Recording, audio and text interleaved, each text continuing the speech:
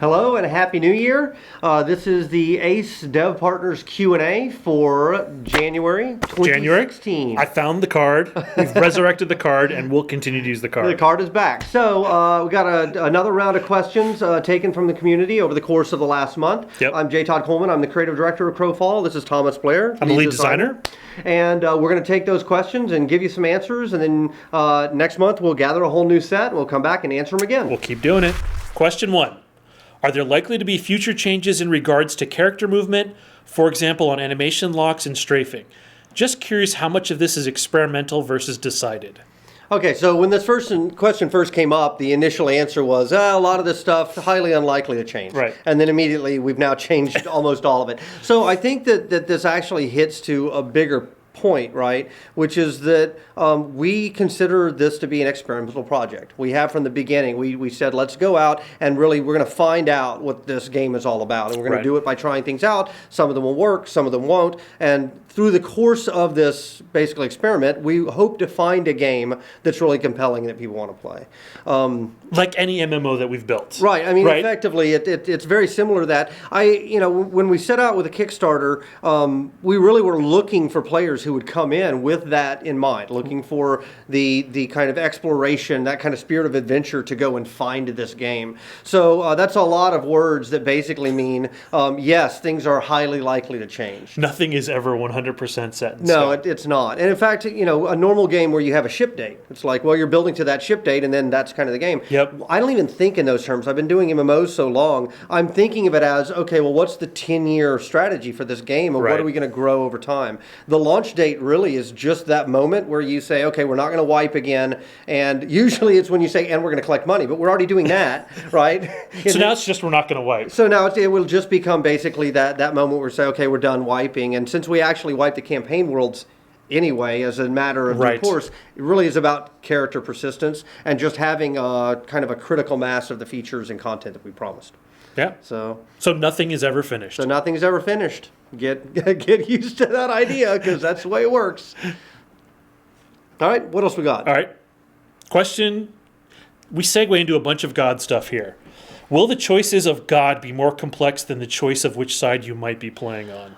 Yes and no, right? So it actually, this is one of those questions that varies by campaign. So I guess that's the first thing we haven't really talked about is that God selection is not done when you create your account because, so we've got competing design goals here, right? I like the idea of I pick a God and I stick with that God forever. But realistically speaking, the more important thing is you're my guildmate. I want to be able to play with you. And if I like Malachi just for story reasons and I want to follow him and you're like, no, I don't want to follow Malachi, I want to follow Maeve or whatever, I don't want to force the guild to pick one and one of us doesn't get to play that. Same theory with archetypes, right? Like we decided not to say, well, assassins are all chaos god only because, well, number one, that's a balance nightmare. And if everybody has equal access to all the archetypes, we don't have to worry about that. But number two, I don't want to cause artificial boundaries that force players to not be able to play with whoever they want to play with. Right. So we decided to move God selection to be a thing that you determine at the time you join a campaign. So God's Reach, I'm choosing Order, Chaos, or Balance.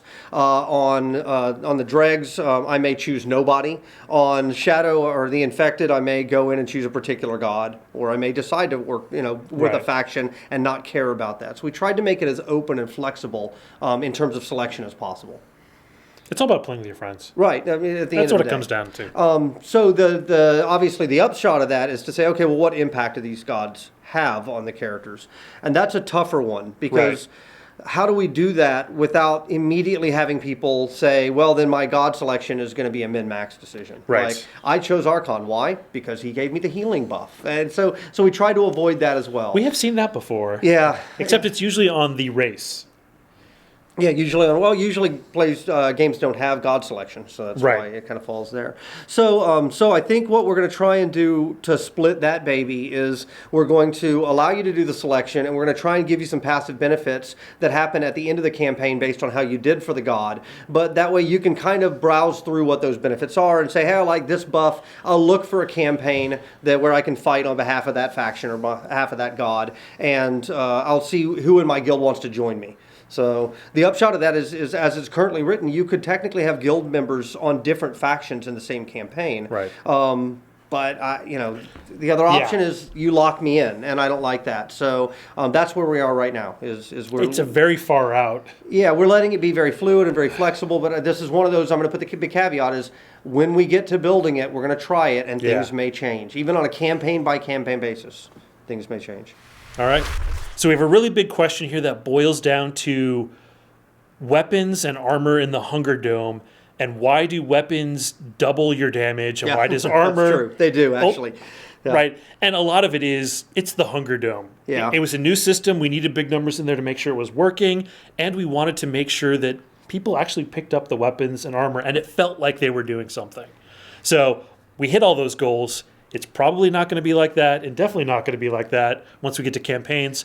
We have budgets. We set everything in a budget. Right now, the items budget and the power budget, those are our two budgets. Eventually, the skills budget is in there, and it will steal a little bit from the powers and a bit from the equipment.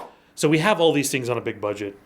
Right. So I guess the biggest key point to take away here is that the Hunger Dome was created with a very specific purpose in mind, right? And it was created in order to test these core fundamental systems and to wrap it in a way that it was more fun because we wanted to entice people to come in and test. We were worried that if it was just a raw systems test, then we'd be able to run it for a couple hours, people would get in, but then they would check it out and say, all right, well, that wasn't particularly fun, so I'll see you guys in 6 months. And we actually need logs and data to know how the testing is going. And to make sure everything's working, right?